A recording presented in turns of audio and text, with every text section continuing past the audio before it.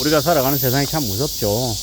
연예인 걱정은 정말 하는 게 아니다라고 얘기하지만, 심영탁이라고 하는 연예인이 자신의 모친 빚 보증 때문에, 빚 때문에 되게 힘들었던 이야기를 하며, 지금은 그 빚졌던 인생, 되게 힘들었던 인생을 지나온 것처럼 이야기하는 것들을 본 게 있습니다. 되게 씁쓸한 이야기죠. 본인의 잘못이 아니라 가족, 그것도 이제 어머니라고 하는 이가 자신을 팔아서 빚내고 나중에는 그 사기 사건에 휘말리기도 하고 되게 힘겨웠던 시간들을 지내왔더라는 겁니다. 심영탁이라고 하는 그는 얼마나 억울했겠습니까? 엄청난 빚을 자신이 지고 그 빚의 굴레에 갇혀서 허덕이며 살았을 텐데, 누가 대신 갚아주는 것도 아니고, 그게 그냥 있다가 없어지는 그런 일도 아니고, 우리는 자꾸 잊어버리는 게 빚 5억 이상이라고 하면 그게 얼마나 큰 이제 굴레인지를 우리는 잘 모르는 경우가 많습니다. 근데 어쩌면 그 무게가, 모르는 것들이 자연스러운 모습일 수 있어요. 왜냐? 빚 5억을 진다라는 게 아무나 겪는 건 아니기 때문이죠. 근데 이제 나이가 들어가면 들어갈수록 빚 딱 5억이 아니더라도 빚 3억, 빚 2억, 빚 4억, 7억, 뭐 제각각의 금액을 경험하는 사람들이 있죠. 물론 심영탁이라고 한 이도 연예인이기 때문에, 연예인들이야 뭐 활동을 좀 더 많이 하면 뭐 짧은 기간에도 돈을 많이 버니까 5억이라고 하는 빚도 극복할 수 있겠죠. 갚아낼 수 있겠죠. 근데 보통의 사람들, 평범한 사람들이 있지 않습니까? 월급을 한 3, 400에서 한 7, 800 정도까지 버는 사람들, 그런 사람들에게 빚 5억은요 사실상 죽을 때까지 갚기 어려운 금액입니다. 대부분의 경우가 빚을 못 갚죠. 빚 못 갚고 죽을 때까지 그 빚을 가지고 삽니다. 그게 무슨 현실입니까? 빚 지는 걸 그닥 이렇게 두려워하지 않는 사람들, 빚의 무게를 그냥 평범하게 생각하는 사람들이 이제 겪는 거죠. 그리고 연예인이든 아니면 사업이든 누구든 간에 가족들 중에 누군가가 돈을 잘 번다라고 하면 나머지 사람들이 괜히 좀 의지하려고 하는 그런 것들이 있는 것 같습니다. 그러면 특히나 연예인들 중에서도 보면 유명한 연예인 누군가가 일가족을 다 먹여 살리는 경우가 많더라고. 나머지 가족들이 그 돈 많이 버는 사람을 그냥 볼모 삼아서 자신들은 좀 여유롭게 우아하게 편하게 살려고 하는 그런 동료심보가 있는 것 같습니다. 그런 상황들을 보면 좀 씁쓸하죠. 참 우리가 살아가는 세상이, 우리가 살아가는 삶이 어떤 걸까라는 생각도 들고요. 그 영화 아저씨에 나오는 되게 그 유명했던 그 배우가 있었잖아요. 그렇게 이제 사라졌죠. 주변 사람들이 악마처럼 들가같이 달라들어서 물고 뜯고 씹고 괴롭히는 일도 많고, 참 이 세상이 참 잔인하구나 라는 생각도 많이 들었죠. 약한 누군가를 상대로 해서 그렇게 악랄하게 괴롭히고 이용해 먹고, 그리고 그렇게 험하게 떠나게 해버리고, 참 무서운 세상이구나 라는 생각도 들었습니다.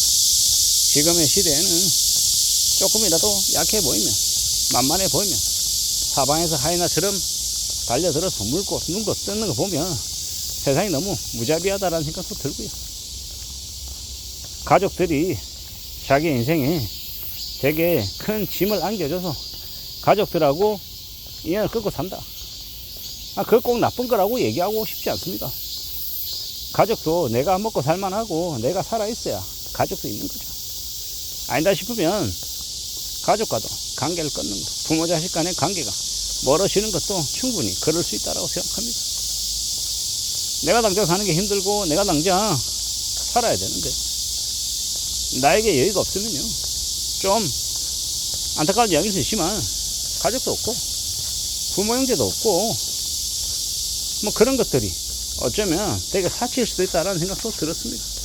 우리가 살아가는 지금의 시대, 지금의 현실을 내다보면서 어떻게 해야 우리가 안전하게 살 수 있을지에 대한 고민들을, 생각들을 진짜 해놔야 된다고 봅니다. 누구에게나 살아가는 건 힘겨운 일이고 막막하고 두려운 일들이 한두 번이 아닐 건데,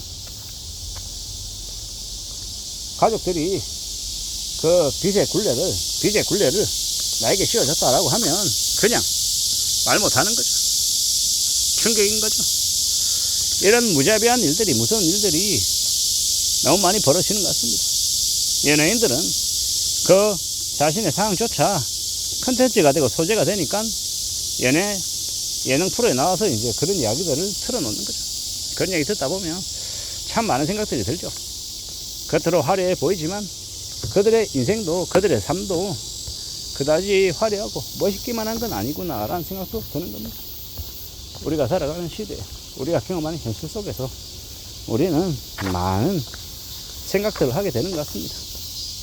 살아간다라는 게 참 수월하지 않구나 라는 것부터 가족들과의 관계조차 어떨 때는 사치인 사람도 있다라는 것. 그리고 내가 있어야, 내가 살아있어야, 내가 밥을 먹고 살아야, 그래야 가족도 있고 형제자매도 있는 거지. 내가 먹고 살기 힘들면 그런 것조차 아무 소용이 없다 라는 생각도 들었습니다. 어떻게 살아가야 될까요? 어떤 삶을 그려나가야 될까요? 걱정도 많이 되고 고민도 되고 서럽기도 하고 두렵기도 한 게 지금의 현실인 것 같습니다.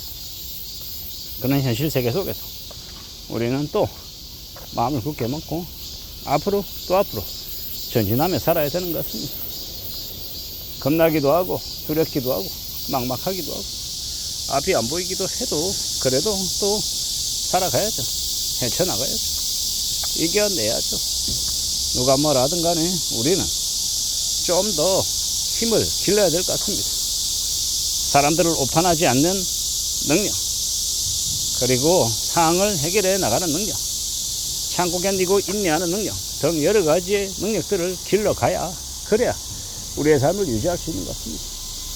저는 여러 가지의 것들 중에서 비치지 않는 삶도 추구하고 지내야 된다고 생각합니다. 비치지 않고 살아야, 두려움을 가지고 지내야, 그래야 살아갈 수 있다고 봅니다. 다들 힘겨운 거죠. 다들 어려운 거죠. 살아가는 인생이 절대로 만만하지 않다라는 거 명심하고 지내야 될 것 같습니다. 각오해야 되고요. 좀 더 다져야 되고요. 좀 더 분발해야 된다고 생각합니다. 잘 모르잖아요. 살아가다 보면 내가 꼭 그런 일을 겪을지 아닐지 누가 아냐라는 겁니다. 근데 항상 겸손하고 항상 조심하고 남들에게 베풀려고 노력하고 좀 더 두려워하는 마음으로 살면, 그러다 보면 그래도 인생이, 삶이 조금이라도 다듬어지지 않겠나라고 생각하는 겁니다. 조심하며 살고 대비하며 살자라고 말하고 싶은 거죠. 이상입니다.